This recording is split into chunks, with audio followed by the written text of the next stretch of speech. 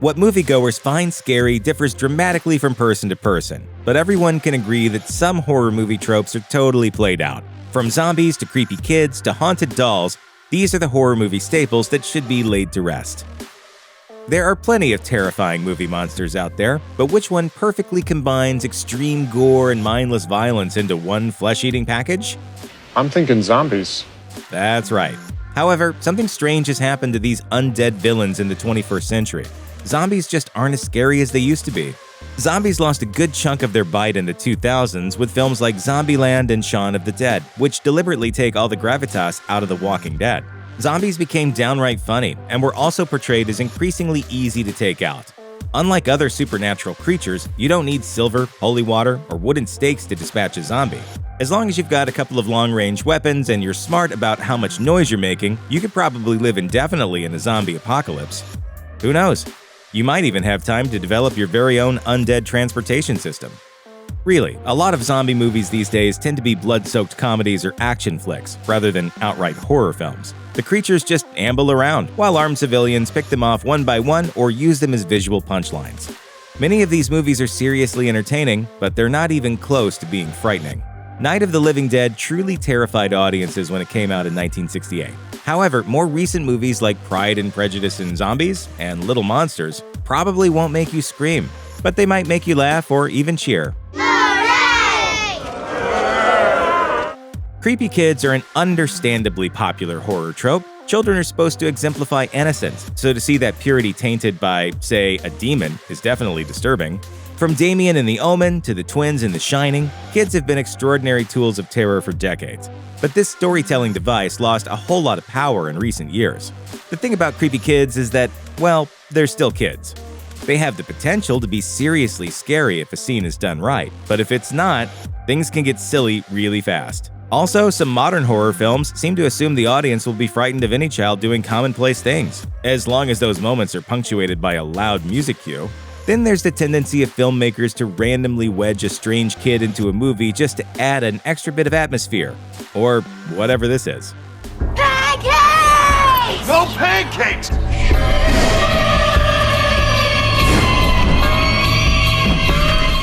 Discovering that a young character is capable of supernatural mayhem used to be a novelty. These days, it's so overdone that it would be more shocking to see a normal kid who is under the influence of sugar rather than an ancient curse. Plus, even in classic horror films, it just feels wrong to root against children who have gone to the dark side, especially when their adversaries are so much bigger than they are. No fair. Films like Rosemary's Baby terrified the world with visions of avowed Satanists. These days, however, if you hear someone is a Satanist, you might just laugh it off. Most people's experiences with Satanists involve heavy metal bands with lots of makeup and awesome videos. Fans of these bands may like the aesthetic of inverted crosses and pentagrams, but no one really expects them to sacrifice goats, let alone people. The Church of Satan's website makes it clear that the members are more interested in individual freedom than literal devil worship. Additionally, documentaries like Hail Satan have revealed that real-world Satanists aren't very scary. Here to spread a message of goodwill and benevolence and open-mindedness and free expression. All of this means one thing for movies. Satanists just aren't that ominous anymore. No one's worried about them roaming around their neighborhood in robes looking for recruits. There are a lot of scary things in the real world, but generally speaking, devil worshippers aren't at the top of this list. The Blair Witch Project revolutionized horror films. Not only is it genuinely suspenseful and frightening, it had a totally unique marketing campaign. Through the use of missing person leaflets and online message boards, the Blair Witch Project initially managed to convince thousands of people that the film was totally real and composed of actual footage. Even today, when everyone knows the truth, the raw found footage nature of the film manages to impress. However, the success of the movie, along with its rock-bottom production costs, led to an overabundance of found footage films. And of course, the quality and impact of this subgenre slowly dissipated over time. Plus, no matter how hard these movies try to convince viewers that what they're seeing is totally real, audiences have become a whole lot savvier. All it takes is a quick Google search to show that a film is not, in fact, based on a true story. Those days are long gone.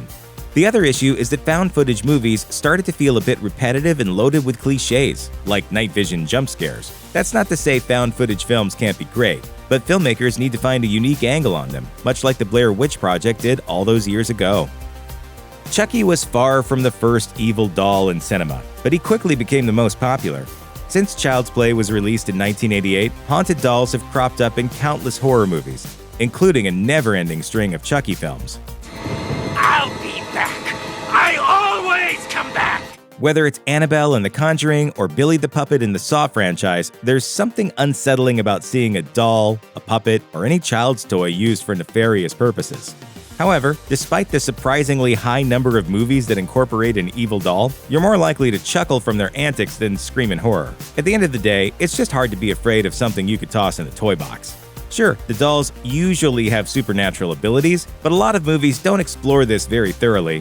Featuring a demonic doll in a film is just a fun excuse to have a series of sight gags of them attacking humans with their tiny limbs. Sure, it would be a shock to see a Cabbage Patch Kid hopping towards you with a power tool and a murderous gleam in its eye, but it's probably not going to give you any nightmares. At the other end of the spectrum, there's the haunted doll that basically just sits there and occasionally moves its eyes. Again, at some point this was probably terrifying, but now it just seems like the cheapest possible way to make a horror movie.